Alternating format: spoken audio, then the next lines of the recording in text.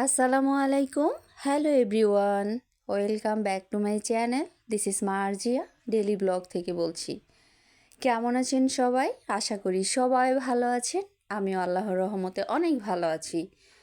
তো প্রতিদিনের মতো আজকে একটি নতুন ডেলি ব্লগ নিয়ে চলে আসলাম আপনাদের মাঝে। তো ডেলি ব্লগটা সকাল থেকেই শুরু করেছি।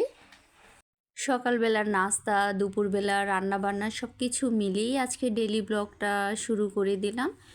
তো সারাদিন তো অনেক কাজ থাকে, এত কাজ করার পরে সারাটা দিন তো আমি যখন ভয়েস দিচ্ছিলাম আমার পাশে কে আছে, ও এত শয়তান, ও হাসতেছে, বলতেছে যে দে দোস্তকে একটু হেল্প করি, টাকা ইনকাম করবি না, আর যখন টাকা ইনকাম হবে তখন এখান থেকে আমাকে কিছু দিয়ে হেল্প করবি।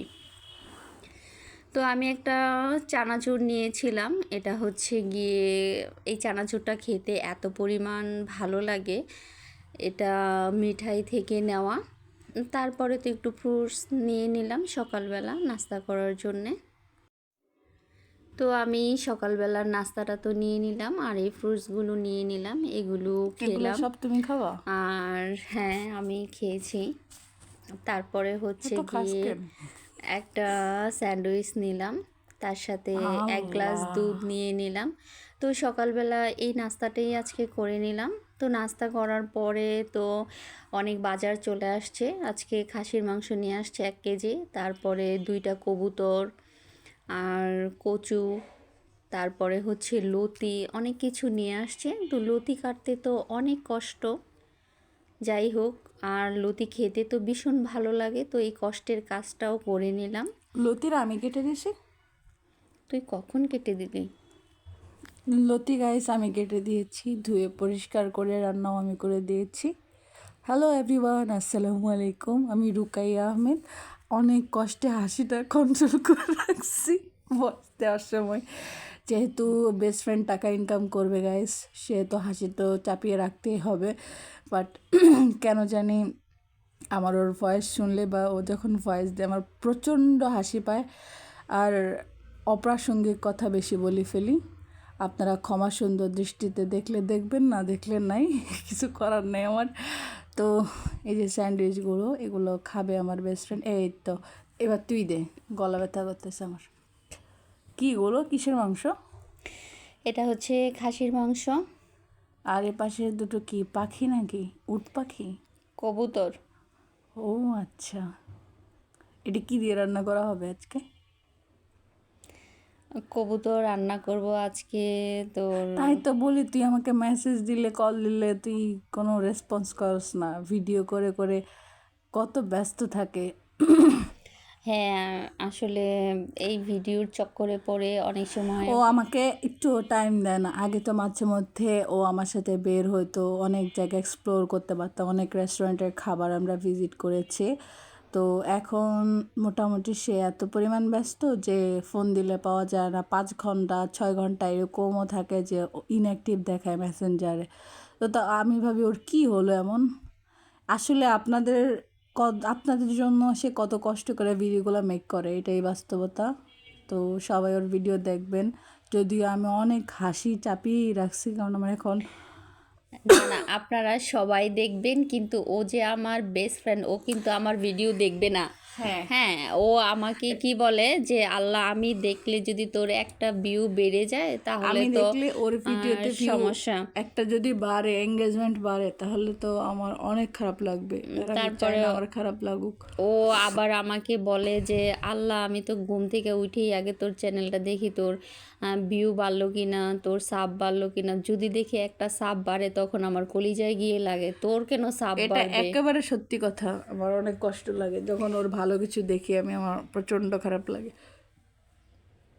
হ্যাঁ, ও কিন্তু আমার ভিডিও কখনোই দেখে না, ভুলবশত কোনো যদি দিনও দেখে। সম্পূর্ণ ভিডিও তো দূরের কথা, আমি প্রথমে একটু দেখে তারপরে দেখে ভালো হচ্ছে ভিডিও কোয়ালিটি, তখন আমি মনে মনে কিছুক্ষণ গালি দিয়ে বলি ধুর সাতা, ভিডিওই দেখবো না, এরকমটাই হয়।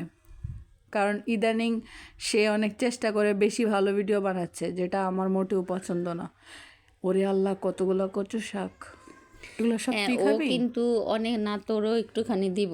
তোর তো অবশ্যই গলা আন্দাজে। চুলকাবে, তুই তো ঝগড়াটে অনেক, তোর গলা চুলকানোটা দর্শক স্বাভাবিক। মার্জিয়া যতটা দেখায় ভালো ততটাও না, আমাকে যে পরিমাণ মারধর করে, যদি একটা অংশ দেখতেন আপনারা বলতেন যে আহারে কেয়া কত ইনোসেন্ট, রুকাইয়া কত ভালো একটা মেয়ে। আর কি একটা মানে কি রান্না হয়েছে এটা? এটা খাসির মাংস ভুনা করলাম।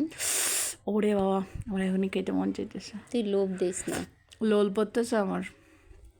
ইয়াম্মি ইয়াম্মি হয়েছে। ওরে আল্লাহ, এই জন্যে আমরা ডায়েট করতে পারবো না কোনো দিন। হ্যাঁ, আমাদের খাবারের প্রতি একটু নেশা বেশি, তো আমরা কখনো যদি ডায়েট আমরা করতে পারি না। ভুলেও কখনো হাঁটতে বেরোই দুজনে, অনেক চিন্তা ভাবনা করি যে না আমাদের ওজন কমাতে হবে যে কোনো উপায়ে, তখন আমরা হাঁটতে বেরোই। কিন্তু হাঁটতে 10 মিনিট হাঁটলে 20 মিনিট আমরা খাবারের চিন্তা করি যে আচ্ছা হাঁটলাম, এখন তো টায়ার্ড লাগতেছে, তাহলে আমরা একটা কিছু খাই। তখন ভালো কোনো একটা রেস্টুরেন্টে গেলে অবশ্যই ভালো মন্দ খেয়ে তারপরে আবার হেঁটেই চলে আসি, বার্ন করার চেষ্টায় আর কি। হ্যাঁ, আমরা একটু খাবার দাবার বেশি খাই, কারণ এটা আমরা কখনোই ছাড়তে পারি না, যতই বলি না কেন। খাবার হচ্ছে ফুড, আমাদের লাভ ল্যাঙ্গুয়েজ। যতই বলি যে আমরা খাবো না বা কম খাবো, এটা হয় না। খাবার পছন্দ করি, ভোজন প্রিয় মানুষ দুজনে, নইলে আসলে বেস্ট ফ্রেন্ড হইতে পারতাম না হয়তো বা। ও যদি খাবার ওরকম না পছন্দ করতো, দুইজনে একরকম খাবারের ক্রেভিংস হয়। হ্যাঁ, আমরা 4টা ফ্রেন্ডের থেকে 2টা ফ্রেন্ড তো খুব স্বাস্থ্য সচেতন, ওরা তো খাবারই ওরা খায় না। ওরা সকালে উঠা বিটরুটের জুস খায়, গাজরের জুস খায়, আর আমরা সকালে উঠে ঘন দুধের চা খাই। তো ওই 2টা ফ্রেন্ড তো সারাক্ষণ ব্যস্ত থাকে কিভাবে স্বাস্থ্যকে ঠিক রাখবে, স্বাস্থ্য সচেতন। সকালবেলা উঠে এরা একদম ফ্রুটস খাবে, পুষ্টিকর খাবার খাবে, দুপুরবেলা হালকা ভাত খাবে। আর আমরা তো দুপুরবেলা যখন ভাত নিয়ে বসি তখন তো মানে উঠতেই চাই না, সব কিছু খাওয়া দাওয়া শেষ করে উঠি। তো এত পরিমাণ খাবার দাবার খাই, আর এগুলোর প্রভাবও আমাদের উপরেই পড়ে। তাই হচ্ছে কি আর করা, দুজনেই মোটা আর দুজনে একদমই স্লিম, পুরো হিরোইন। তো কথা বলতে বলতে তো রান্না হয়ে গেল। এখানে কবুতরের মাংসটা ভুনা করে নিলাম, তারপরে খাসির মাংসটা ভুনা করে নিলাম, এর সাথে কচু শাক রান্না করে নিলাম, আর চিংড়ি মাছ দিয়ে লতি করে নিলাম, আর টমেটোর টক। তো সব কিছু তো রান্নাবান্না হয়ে গেল। তারপরে দুপুরবেলার খাবার নিয়ে নিলাম। তো আমি টেবিলে সবগুলো খাবার দিয়ে দিলাম সুন্দর করে সাজিয়ে গুছিয়ে। তো খেতে বসে পড়লাম। খাওয়া দাওয়া শেষ করে তো অনেক আপুদের ভিডিও দেখলাম। আজকে অনেক ব্যস্ত ছিলাম, তো ও আমাকে অনেকবার কল দিয়েছে, আমি ব্যস্ততার কারণে ফোন ধরতে পারিনি। তখন আমি বললাম যে দোস্ত, আমি তো ভিডিও বানাচ্ছিলাম, তোর সাথে ফ্রি হয়ে কথা বলবো।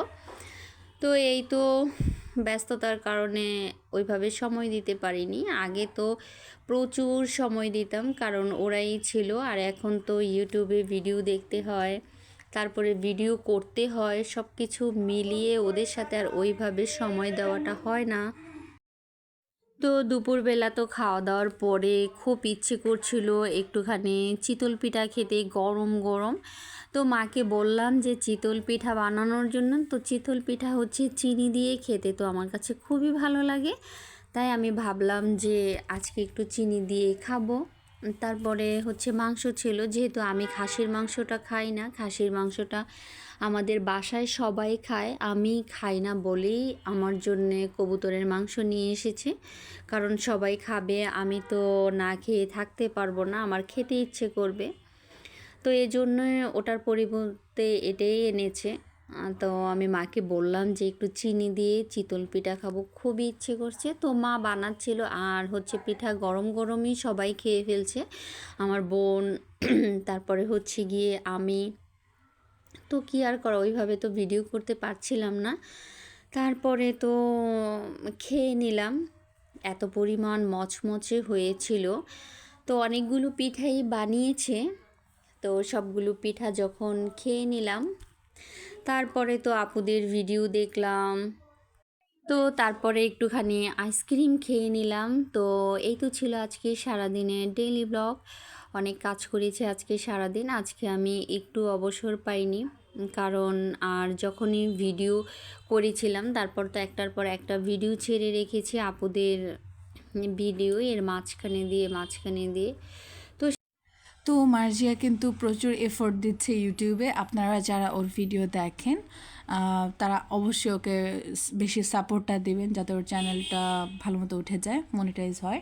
তো এই জন্যই ওর জন্য বেস্ট অফ লাক, শুভকামনা। অনেকটুকু এগিয়ে গেছে, কারণ সারাদিন যেহেতু এটা নিয়ে বসে থাকে, আর আমাকেও যেহেতু সে টাইমটা দেয় না, কোথাও বের হয় না, খায় না, এত কিছু স্যাক্রিফাইস করার পরেও যদি কিছু না হয় আমাকে আমার সুনাম করলি না, আমার দুর্নাম করলি, আমি তো কিছুই বুঝলাম না।